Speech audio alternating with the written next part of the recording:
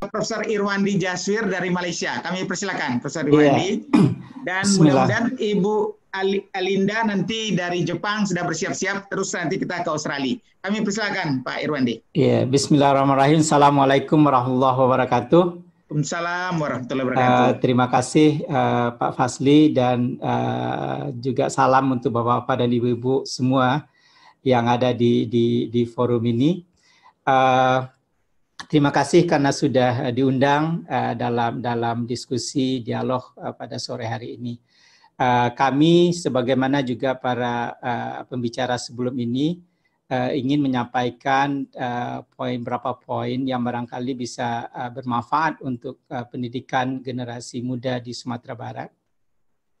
Namun pada kesempatan ini dalam waktu yang sangat terbatas lebih melihat kepada aspek research development R&D dan juga barangkali aspek entrepreneurship mana yang sesuai untuk generasi muda di Sumatera Barat, terutama dengan adanya beberapa perkembangan di dunia, terutama COVID-19.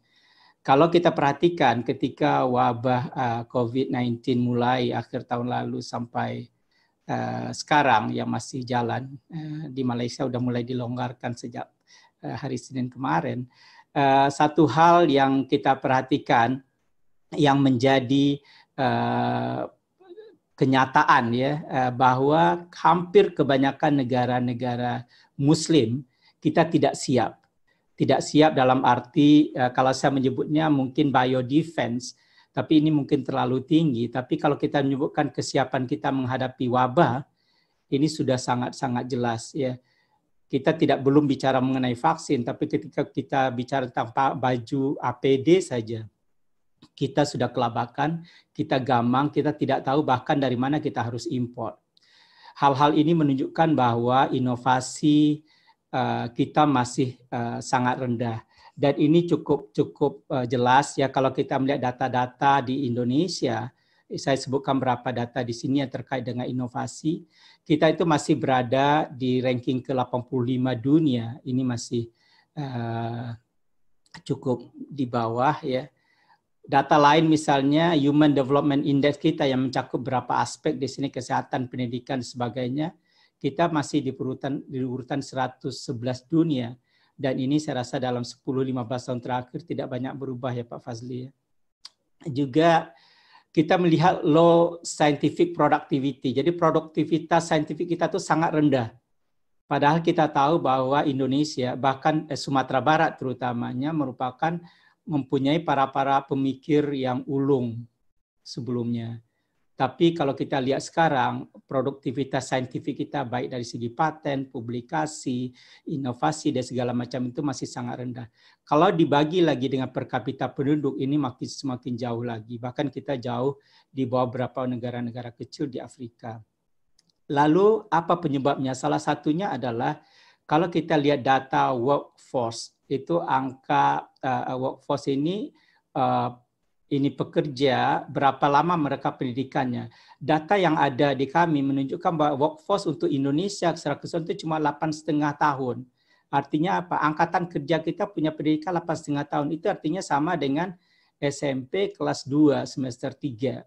Jadi ini menunjukkan angka yang cukup rendah. Jadi kalau kita mau bersaing dengan negara-negara maju, mau tidak mau ya pendidikan ini harus ditekankan lagi ya. Di samping juga data R&D kita, dana R&D kita yang sangat kecil, masih 0,25% dari GDP kita. Ini kenyataan. Dan mungkin barangkali dari sinilah kita bisa merangka apa-apa yang perlu kita lakukan. Saya membayangkan bahwa suatu saat Sumatera Barat itu menjadi pusat saintifiknya nasional di Sumatera Barat. Karena kita punya para sumber daya manusia kita yang dari dulu memang sudah terkenal pandai, sangat pandai dan punya prestasi di tingkat nasional maupun internasional. Lalu satu hal lagi yang ingin saya sampaikan di sini tentang entrepreneurship apa ya, tadi ada salah satu pembicara menyebutkan tentang entrepreneurship.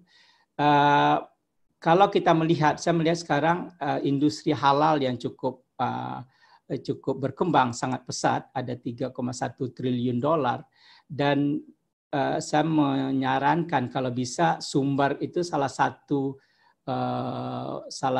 inisiatifnya itu menjadikan Sumatera Barat sebagai provinsi industri halal nomor 1 di Indonesia dari segala aspek, bukan hanya tourism ya.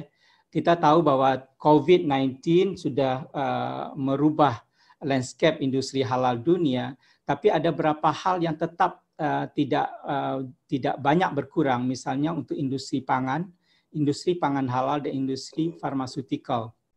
Kita punya banyak bahan-bahan yang bisa